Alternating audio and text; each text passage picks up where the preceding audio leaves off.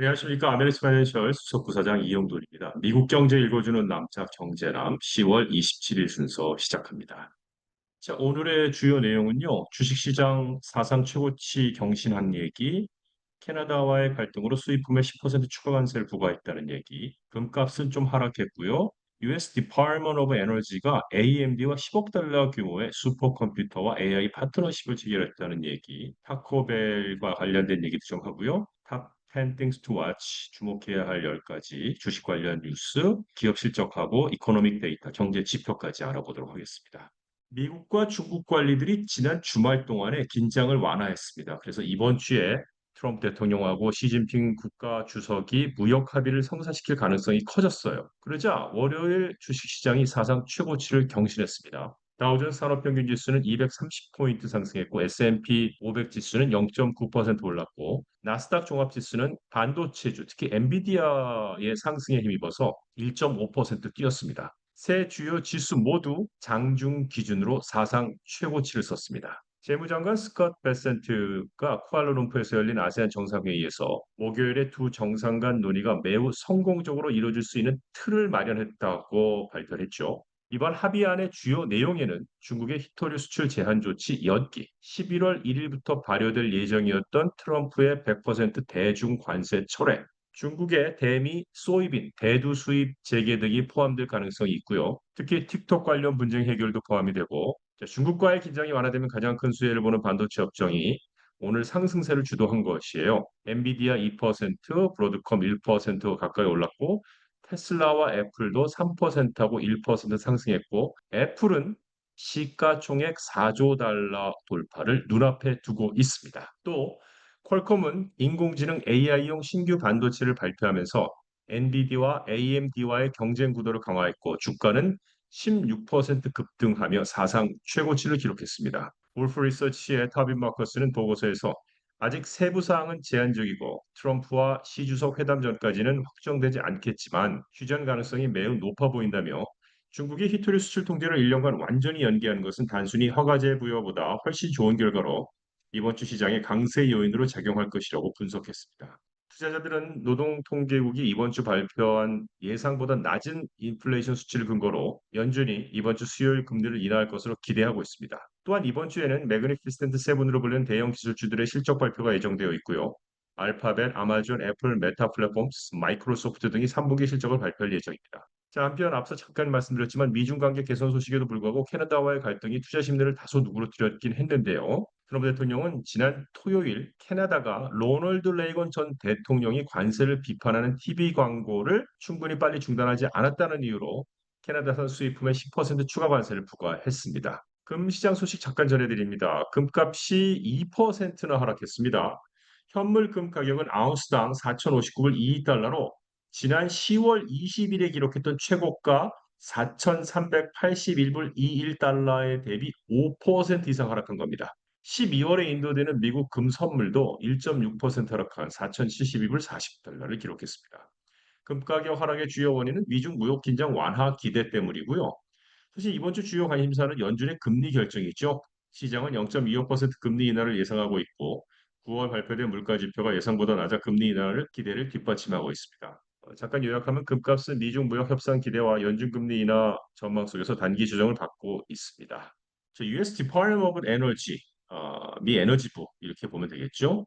AMD하고 10억 달러 규모의 슈퍼컴퓨터 AI 파트너십을 체결했습니다. 핵발전, 암치료, 국가안보 등 다양한 과학적 문제를 해결할 두 대의 슈퍼컴퓨터를 구축한다는 파트너십인데요. 일단 슈퍼컴퓨터는 에너지, 융합에너지, 국방, 국가안보, 신약개발, 암치료 연구 등 과학적 난제 해결에 활용될 거고요. 첫 번째 컴퓨터는 6개월 내에 가동 예정이고 두 번째 컴퓨터는 2028년에 구축해서 2029년에 가동 예정인데 US Department of Energy, DOE라고 줄여서 얘기하면은요. 앞으로 DOE가 시스템 호스팅 기업들이 장비와 자금 제공, 양측이 계산 능력을 공유한다는 내용입니다. 이번 프로젝트는 향후 미국 내 US Department of Energy, DOE 연구소와 민간 기업 간 유사한 AI 슈퍼컴퓨터 파트너십의 첫 사례가 될 것입니다.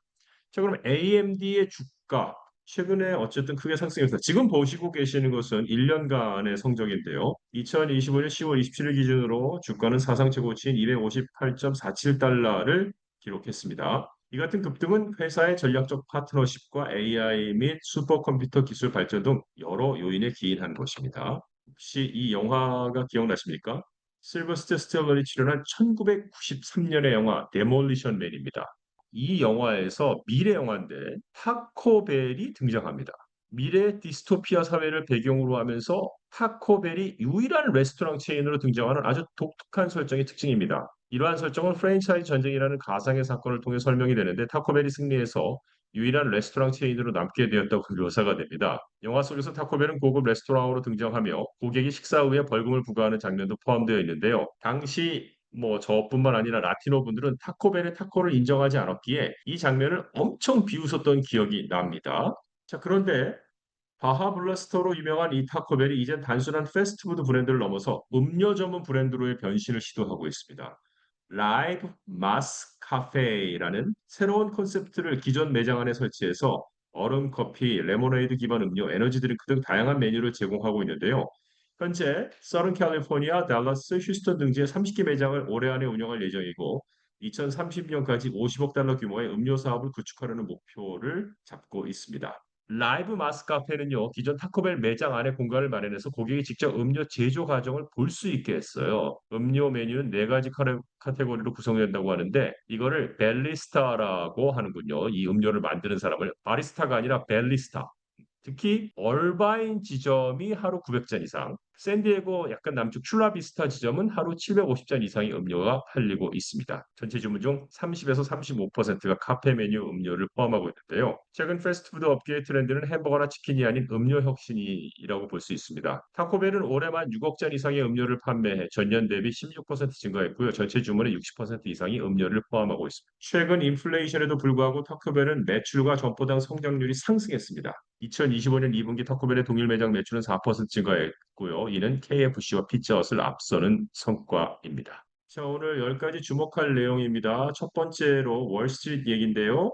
미중 무역 휴전 가능성 소식에 따라 랠리 모드에 돌입했다는 얘기. 자, 중국과 협상을 하게 되면 수혜주는 어떤 주가 될까요? 반도체주와 농업주입니다. 여기에 여러분들께서 관심을 가지셔야 되고 히토류 채굴 회사는 이게 좀 하락했습니다. 세 번째로 메리어스 리서치의 벤 라이트 씨는 구글의 맞춤형 TPU가 브로드컴의 큰 이익이 될 것이라면서 브로드컴의 목표 주가를 415달러에서 475달러로 상향했습니다. JP모건이 알파벳의 목표 주가를 상향했고요. 다섯 번째로 UBS가 ARM 홀딩스, 그냥 ARM이라고 줄여서 부르겠습니다. ARM의 목표 주가를 175달러에서 200달러로 상향했는데요.